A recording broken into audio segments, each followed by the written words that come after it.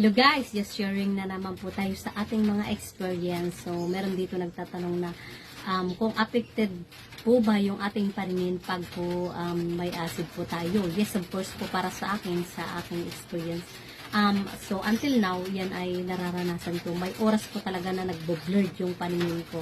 Minsan yung pakiramdam na nasisilaw. May oras po talaga na kahit nga araw-araw ko nagsiselfone, hindi nagbo-blurred o hindi naapektuhan yung aking paningin sa pagsiselfone o kung saan hindi ako nasisilaw. Pero may oras po talaga, pag nataas po yung acid natin sa tiyan, mararamdaman mo na po minsan doon pa lang sa iyong bigla na lang mag-blurred yung paningin mo, malabo yung paningin mo doon, para ka nasisilaw yan. Tapos minsan ay barado ang ilong na wala naman pong sipon.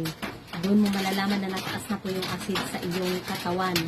Pag gano'n na yung mga nararamdaman mo, minsan parang sa tenga na parang may natunog. May natunog po siya sa tenga. Yun nararanasan ko yun. Iwan ko lang po sa inyo. Sa may break mo nararanasan nyo na rin po yun yung gano'ng mga sintomas.